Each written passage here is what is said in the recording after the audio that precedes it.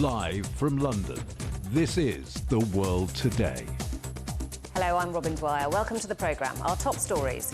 The United States has brokered a deal to allow 20 truckloads of critical aid into Gaza, where the humanitarian situation has been described as catastrophic. The Israeli military says at least 203 people are still being held hostage in Gaza after Hamas's attack on October the 7th. China's President Xi Jinping calls for an immediate ceasefire and says a two-state solution is the fundamental way out in his first public remarks on the Israel-Hamas conflict. And final checks ahead of takeoff as China's next manned space mission is due to launch within days.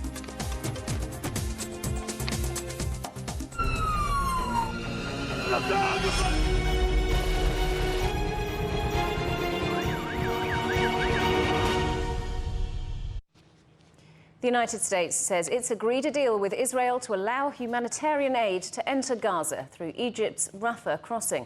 13 days of Israeli bombardment has left the besieged enclave short of water, food, fuel and critical medical supplies.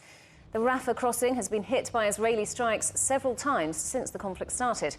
That's left the roads on which the aid trucks need to travel severely damaged. Cairo says they need to be fixed before the aid can enter. Israel says only 20 truckloads of aid will be permitted. Aid organisations have described the situation in Gaza as catastrophic. The prospect of aid convoys entering Gaza comes as Israel continues its bombardment of the enclave. On Wednesday, an explosion at Gaza's Al-Ahli hospital killed 471 people, according to Palestinian health officials. They blamed the blast on an Israeli airstrike, while Israel says it was caused by a failed rocket launched by Palestinian fighters. Palestinian authorities say more than 3,700 Palestinians have been killed in Israeli airstrikes, with more than 12,000 injured. Well, let's talk to our correspondent, Noor Harazin, who's in Gaza. So, Noor, officials say that aid will be on the way shortly, but will it be enough? What's the situation like in Gaza now?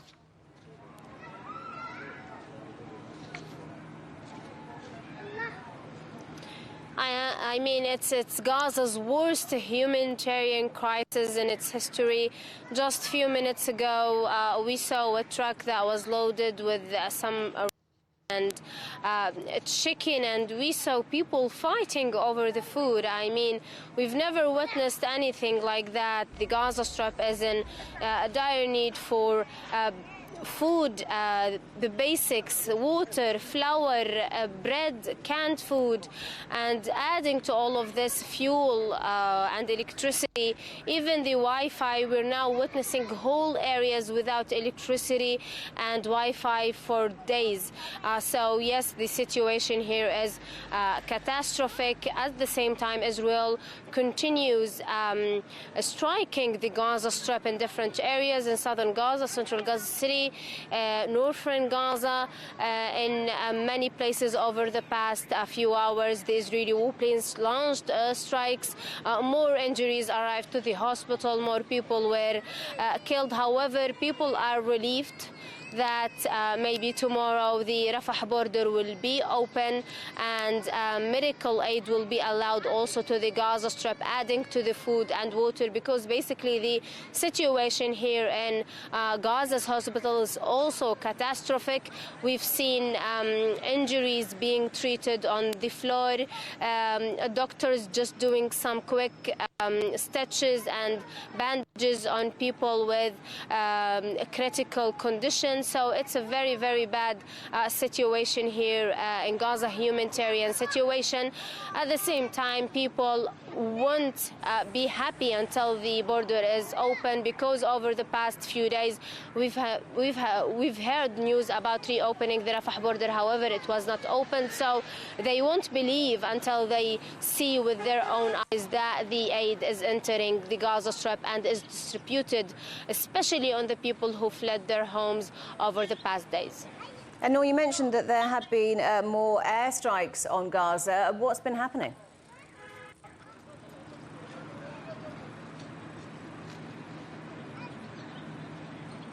Well, actually, we lost count because there is so many Israeli strikes in Rafah, Khan Yunis, Deir el-Balah, central Gaza City, northern Gaza, Beit Hanun, Beit Lahia, all of these Gazan cities and also refugee camps have been under Israeli airstrikes. At the same time, Israeli tanks have been shelling on the eastern border with Gaza. The Israeli naval forces shelling on the west shores of Gaza. According to the Palestinian Health Ministry, more than 3,700 people were injured and more than 13,000 have been reported injured. As I said also before, here the hospitals in Gaza are incapable anymore to treat those who are injured. So it is like two catastrophes at the same time: the war, the thousands of people that fled their homes, and also the humanitarian crisis. Noor, thank you very much. Our correspondent Noor Harazin in Gaza. More bodies have been recovered from the Israeli kibbutz that was attacked by Hamas gunmen. The remains of a woman and a boy were found in a house that was burned down at the site in Be'eri. Israeli officials had previously said 108 people were killed in the kibbutz attack and now believe the death toll could rise as forensic examinations continue. Israel says a number of high-ranking members of Hamas have been killed in overnight strikes on infrastructure targets in the Gaza Strip. The Israeli Defense Force says the head of Hamas's military operation in Rafah is among the dead. Well, let's talk to our correspondent in Tel Aviv, Ross Cullen. So, Ross, yesterday President Biden was in Israel. Today, the UK Prime Minister Rishi Sunak is there meeting Prime Minister Benjamin Netanyahu. What have they been saying? Yeah, that's right, Robin, the latest world leader to make a physical visit to Israel to show support. We've had Olaf Scholz, the German Chancellor, notably, as you say, yesterday, Wednesday, Joe Biden, the US President, and today, Rishi Sunak, the British Prime Minister, here on the ground, showing support for Benjamin Netanyahu. Another condemnation of the atrocities carried out by Hamas here in Israel on the 7th of October, and pledging that there will be ongoing support from the UK.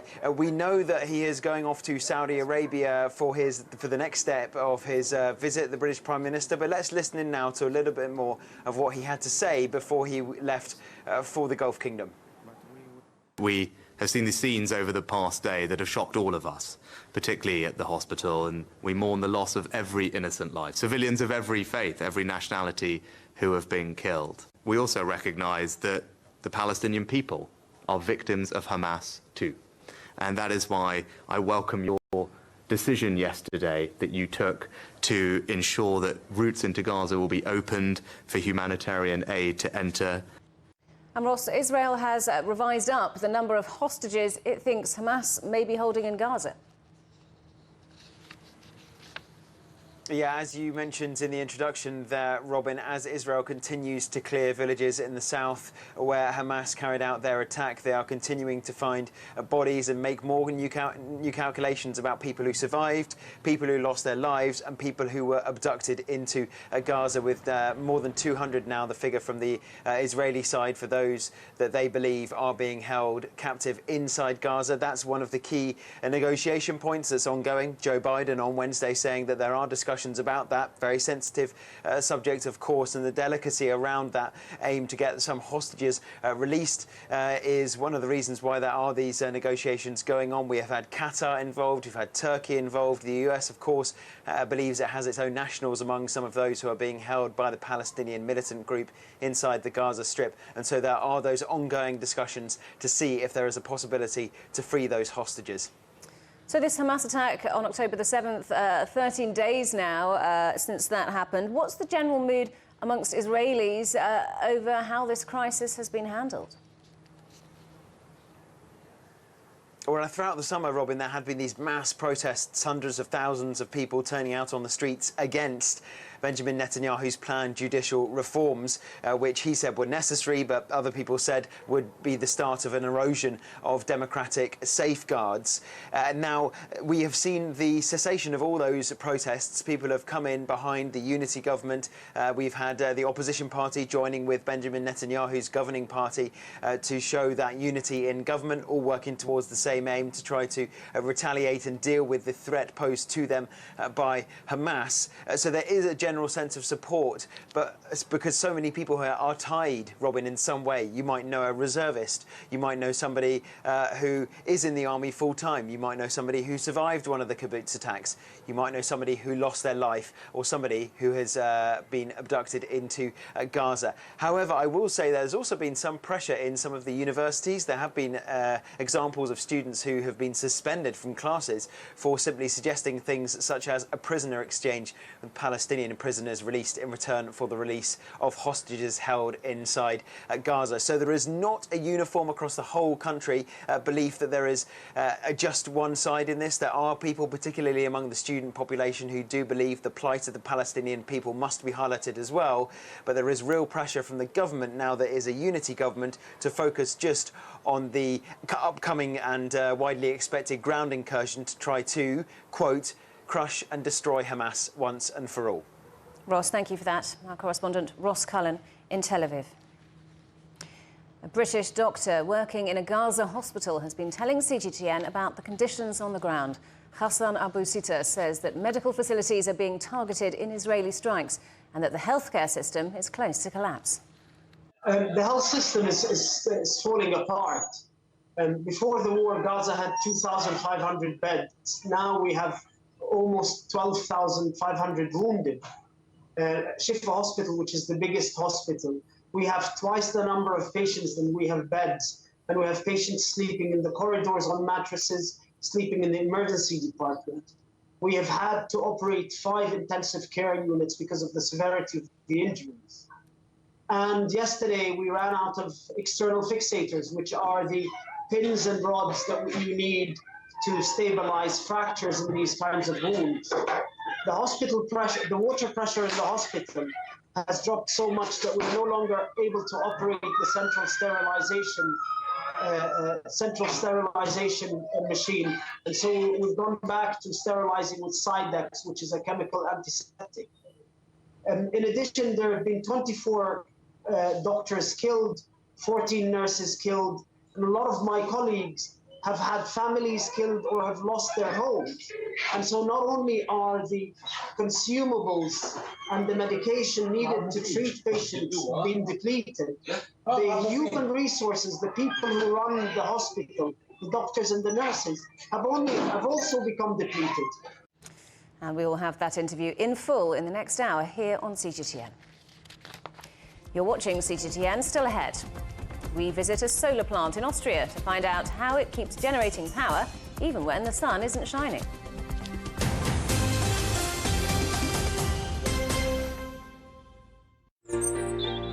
Ever wondered what's the difference between a bear and a bull market? Where are the cash cows? And who are the lame ducks? And what exactly are black swans? Grey rhinos? And unicorn companies? Make sense of it all with Global Business, only on CGTN. I think it should be more global cooperation. I would like to hear more the voice of the developing countries. Globalization has lifted more than 1 billion people out of poverty. The green transition has to happen. It's a necessity. Well, China and the United States are important powers in the world. What unites us is much more than what divides us. And I believe China is committed to this agenda. Join me, Juliet Mann, to set the agenda at these times every weekend on CGTN. We're stepping out of the studio to take you on a brand new journey along the Belt and Road. With a mission to record how the initiative has changed lives and livelihoods. We travel to over 20 countries.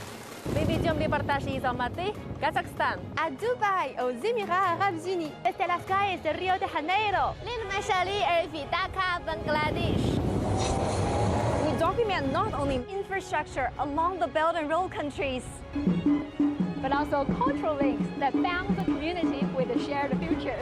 Stories of how they promote growth and improve lives. We invite you only on our special series of the New Silk Road.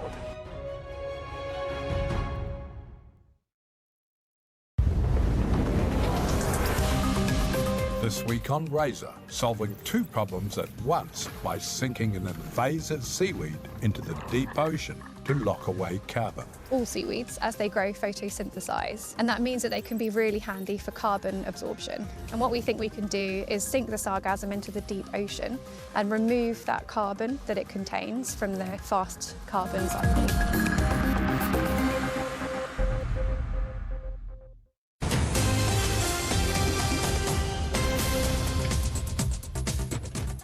Welcome back. A reminder of our headlines. The United States has brokered a deal to allow 20 truckloads of critical aid into Gaza, where the humanitarian situation has been described as catastrophic. And Israel has revised upward the number of hostages it thinks are being held by Hamas militants in Gaza to over 200.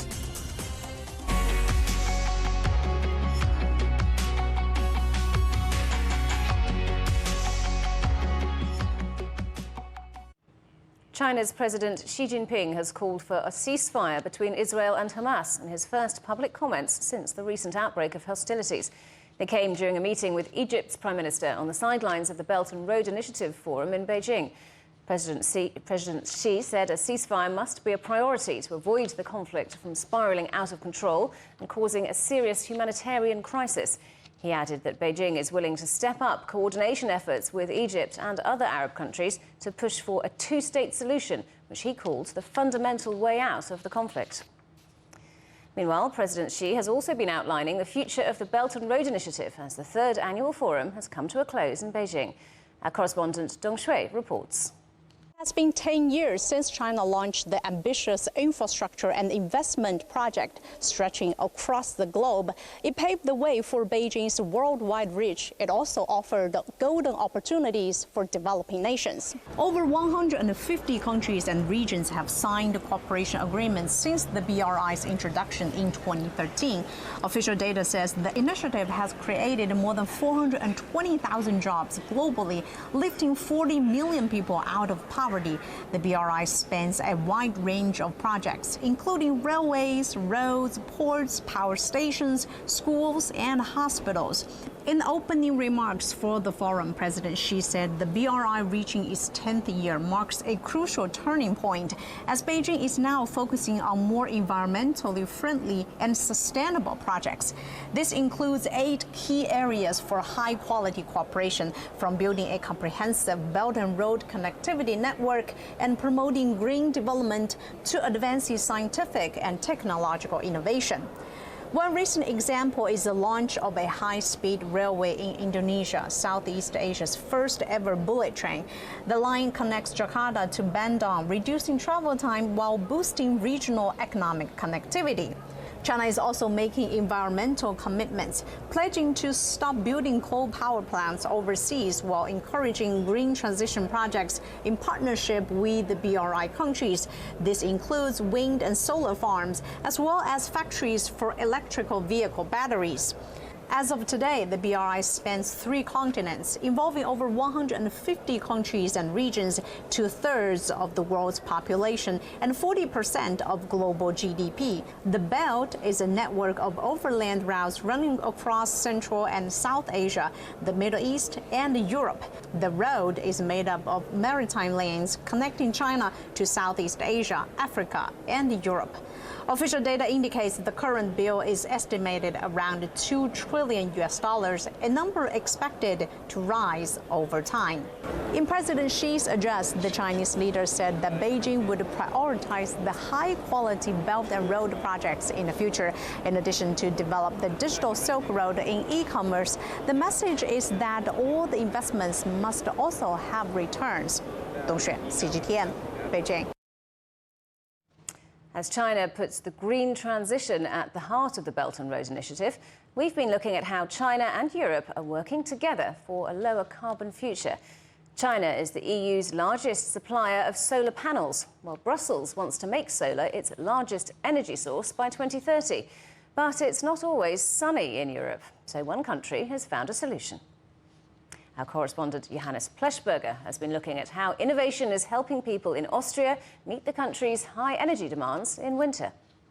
No matter if it's sunny or not, the solar energy tower on Austria's Gerlitzen mountain produces electricity on every day, thanks to the light reflection on the snow. So currently we have 1.5 kilowatt of production, which is a bit less than on a sunny day that we could expect. On a sunny day, we would earn up to 5% of our peak load. The mountain resort asked physicist Hermann Kuppetz to build a solar power system suitable for the high altitude. The result, a tree-like construction named Solar Poplar, which produces up to 10 times more energy than regular systems. This has been in operation since about January, and the actual values we measure are above expectations. In winter, about half of Austria's electricity is generated from gas or imported from abroad, as conventional solar systems in the valleys provide little power in the dark winter months. But the Solar Poplar construction could help solve this problem. While common solar systems in the valleys are perfectly adjusted for vertical summer sun rays, they are less suitable for flat winter radiation.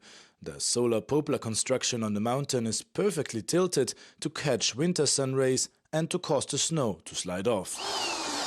The EU wants to make solar power its single biggest energy source by 2030, meaning the bloc would have to triple its current solar energy generation in the next 7 years.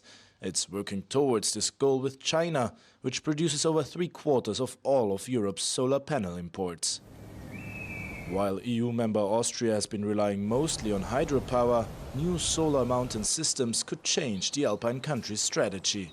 There's a lot of interest from ski lift operators to build such a device, such a construction, in order to generate the electric power for the operation of the lift. Kuppetz already received the Austrian patent for his Solar Poplar, and he says the international patent approval is pending. This means we could be seeing a lot more of this Solar Poplar design in the future. Johannes Pleschberger, CGTN, Gerlitzen, Austria. And you can see more of our reports on the Belt and Road Initiative at europe.cgtn.com. At least 10 people have been killed and several buildings damaged in overnight attacks on Ukraine. That includes 5 people killed by a missile strike on an apartment block in the southeastern city of Zaporizhia. The regional governor said Russia was responsible. Moscow blamed the strikes on Ukrainian forces. Germany's Chancellor Olaf Scholz says the European Union must continue giving financial aid to Ukraine to maintain the country's stability. But ahead of an EU summit, Mr. Scholz said that additional funds were not a long-term solution. The European Union has already agreed to set up a $50 billion facility to support Ukraine's recovery and reconstruction. Russia's Foreign Minister Sergei Lavrov has met the DPRK's leader Kim Jong-un as the two countries forge closer ties. Before their meeting, Lavrov thanked Pyongyang for backing Russia's military action in Ukraine and offered Moscow's support for the DPRK. Lavrov's visit is seen as paving the way for a trip by Russian President Vladimir Putin. An entire town has been evacuated as Storm Babette closes in on eastern Scotland. Residents of Brechin in Angus were ordered to leave after a red weather warning was issued. Residents were told to expect exceptionally heavy and persistent rain. The storm caused unprecedented flooding in parts of Ireland, where more than a month's worth of rain fell in 24 hours. China is preparing to send 3 more taikonauts to the Tiangong space station. Our correspondent Sun Ye reports from the launch center in northwest China. On Thursday morning, the Shenzhou 17 spacecraft and its Long March 2F carrier rocket were moved to the launch site. Final checkups will be performed in the coming days before the new crew is sent to replace the Shenzhou 16 crew on the Tiangong space station. This will be the 21st launch of China's only manned carrier rocket, known for its safety and reliability. This is the second manned launch since China's space station entered long-term operation. This Long March 2F Y-17 carrier rocket is reliable, safe, and has all scenarios planned out. Compared with the Y-16 carrier rocket, we have made 25 improvements, including in safety, reliability, and launch procedures. Our rocket system alone has over 900 contingency plans. China plans to send 2 crewed missions to the Tiangong space station every year, and the current Shenzhou 16 crew has included 2 third-generation taikonauts, including the university professor Gui Haichao, the first Chinese civilian to go to space. The Shenzhou 17 mission also comes 20 years after China sent its first taikonaut into space in October 2003. Also from here, the Jiuquan Satellite Launch Center. Sun Ye, CGTN, Jiuquan. The headlines again. The United States has brokered a deal to allow 20 truckloads of critical aid into Gaza, where the humanitarian situation has been described as catastrophic. Israeli military says at least 203 people are still being held hostage in Gaza after Hamas's attack on October the 7th. And China's President Xi Jinping calls for an immediate ceasefire and says a two-state solution is the fundamental way out in his first public remarks on the Israel-Hamas conflict. And that is The World Today. Thanks for watching. There's more news on CGTN Europe's channel on the Telegram app, or scan the QR code on the screen to get stories and updates sent direct to your phone. We're back with more news at the top of the hour. Coming up next, it's World Insight. For now, from all of the team in London, it's goodbye.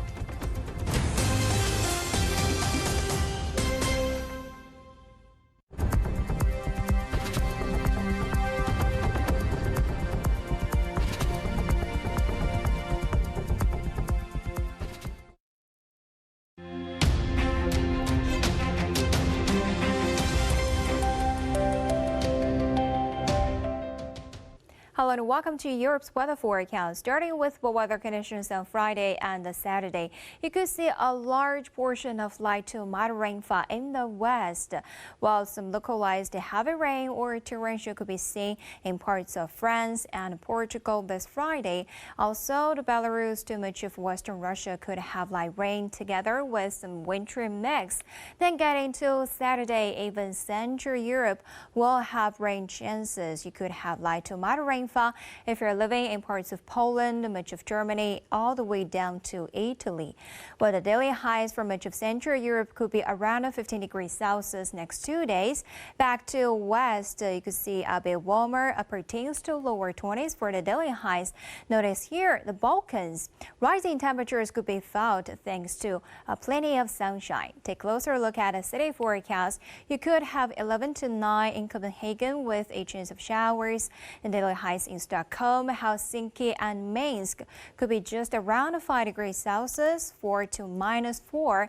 In Moscow down to Kiev, 16 for the maximum temperatures. Well, back to Western Europe, we could also have 16 for maximum temperatures in London, Paris, with light rainfall building up. Well, that's it for now. Stay tuned for more city forecast.